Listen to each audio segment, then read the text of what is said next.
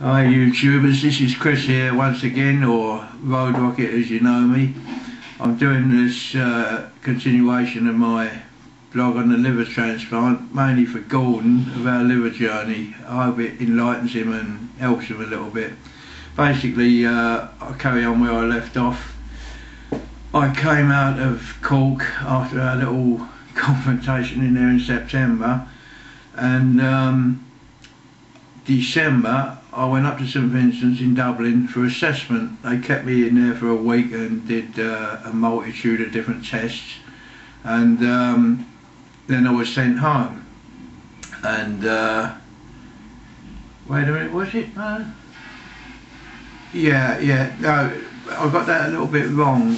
I went up to December to see them, and it was then February when I went in for assessment. And as I said before, they did a multitude of tests and sent me home.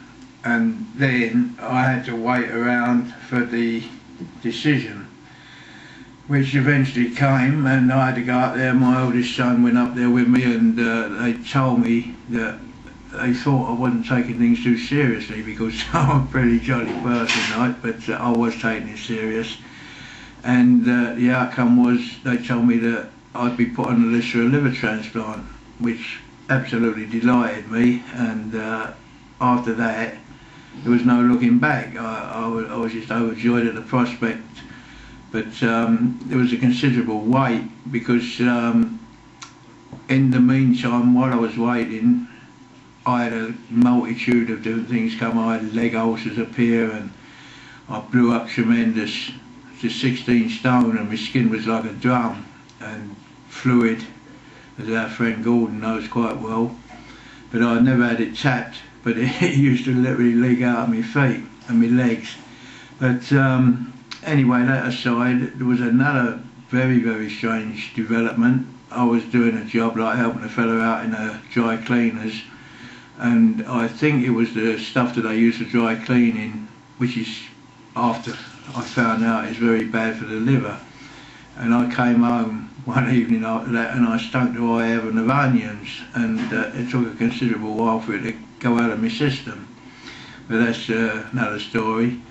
But anyway, I had to wait around till, let me see now, it was October, and I was away down in Cork McSherry, which is a seaside, and I had a bleeper. I didn't have a mobile phone because the coverage was very, very scarce around that area where I live and so forth. So I had a bleeper. When it went, I went to the nearest telephone, and they said, we have a liver. Can you be indoors for 6 o'clock? Well, this was 5 o'clock, and I had about 30 odd mile to drive, and I had a Ford Capri at the time, a nice one, 2 litre, lovely car. And I flew back to my home, hoping that I'd get stopped by a policeman on the way back, and I'd have a right grand excuse for speeding, but it didn't occur. But I got home, and 6 o'clock a telephone call came through and said that it was all go ahead, and I should be up there by midnight that evening. Well, a lady came. It was supposed to be a gentleman to drive me up there, but he was preoccupied, and a lady came, and off we went. Well, we got up as far as Kildare, and the time was getting on, and quite frankly we was a wee bit lost. So we went into the police station and spoke to one of the policemen, and he said, look, keep straight on this road. He said, and when you arrive at the Red Cow roundabout, he said, there'll be a squad car waiting for you, and they'll escort you in right through Dublin. So this was grand like. We met them up there at the Red Cow roundabout, and off we went, blue lights flashing and sirens going, and we're doing 90 miles an hour through the city streets and round the roundabouts and everything. It was great. And the lady who was driving, she was a wee bit worried, so I said, God, I said, let me drive. I said, I'll thoroughly enjoy that, but she wouldn't. But anyhow, we arrived at the hospital, and they wished me luck and all the best and so on and so forth.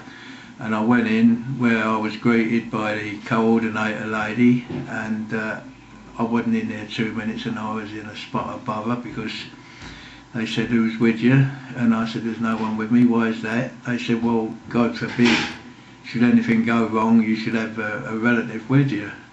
And I said, well, you know, just my usual self-fool acting. I said, which I shouldn't have done. I said, well, there's no surgeons in my family. I said, they won't be able to help you out if you get into any bother at all. So she was quite adamant and told me, off you go and have a shower, she said, and then go back to your bed and wait for us in the bed, which I did. And a continuation of that is I went to sleep, and the next thing I know, I woke up and it was all completed, which I'll tell you about the next time, okay? So, best of luck, Gordon, and keep your pressure up.